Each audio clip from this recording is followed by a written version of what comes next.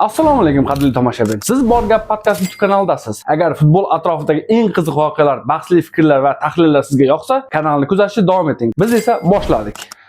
Portugaliya O'zbekiston o'yini tobora yaqinlashmoqda. Bu shunchaki navbatdagi jahon chempionatida uchrashuv emas. Bu o'yin atrofida hozirning o'zidayoq bir nechta katta mavzular paydo bo'ldi. Cristiano Ronaldo bilan bir maydonda to'p tepgan o'zbek futbolchilari bugun esa unga qarshi jahon chempionatida maydonga tushish arafasida. Ikkinchi tomonda Portugaliya terma jamoasi vakillarining O'zbekiston haqida ehtiyotkor, ammo juda qiziq bayonotlari. Uchinchi tomonda esa muxlislar uchun yana bir tanlov. Bu o'yinni qaysi shaxs bilan ko'rish kerak? Keling hammasini tartib bilan boshlaymiz. 2009-yilning dekabr oyida Cristiano Ronaldo Toshkentga kelgan edi.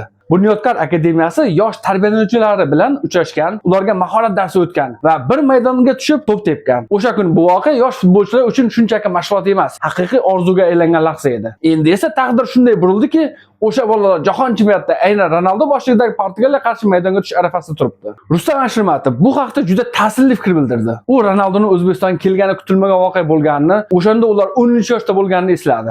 Ashurmatovning aytishicha, jamoa doim jahon chempionatida ishtirok etishni orzu qilgan va har qanday yulduzga qarshi o'ynashga tayyor. Endi ular shu sahnada turibdi va butun xalq ulardan natija kutyapti. Doston Hamdamning gapi esa bu hikoyani yanada qiziq qilib yuboradi. U Ronaldoni o'z kumiri deb atadi va unga qarshi maydonga tushishni orzu deb baholadi. Lekin eng muhim joyi uning keyingi fikri. O'yin boshlangach u qahramonim emas, balki raqibimga aylanadi. Shu bois Portugaliyaga qarshi o'yin O'zbekiston uchun katta o'yin emas, balki bolalik orzusi bilan katta futbol haqiqatga to'qnashadigan kecha ham bo'ladi. Bu o'yin oldidan Portugaliya terma jamoasi a'zosi Francisco Conceição fikrlari ham e'tibor markazida bo'ldi. U O'zbekiston haqida shunchaki umumiy gap aytmadi. Aksincha raqibning eng kuchli jihatini aniq ko'rsatib berdi. Conceiçãoning aytishicha, O'zbekistonning eng kuchli tomoni himoya.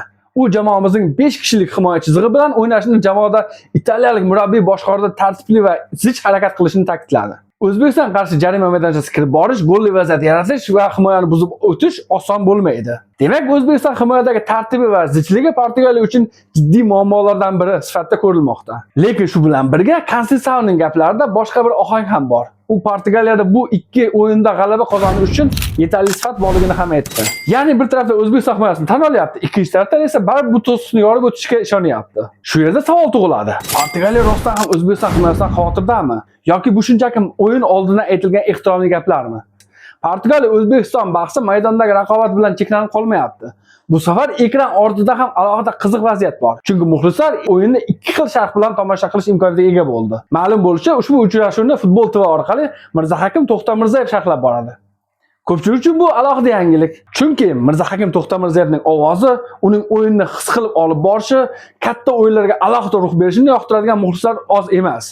Zo'rdo orqali esa mazkur bellashuvni Xayla Hamid va Davron Fayziyev stadiondan turib bevosita sharhlab boradi. Bu esa butunlay boshqa atmosfera. Chunki stadiondan beriladigan jonli sharh bu shunchaki ovoz emas. Bu maydon nafasi, tribunlar shovqini, o'sha onning harorati va katta o'yin hissi. Va albatta siz bu o'yinni qaysi sharh bilan ko'rasiz? Fikringizni izohlarda yozib qoldiring. Bizda hozircha shu. Xayr, salomat bo'ling.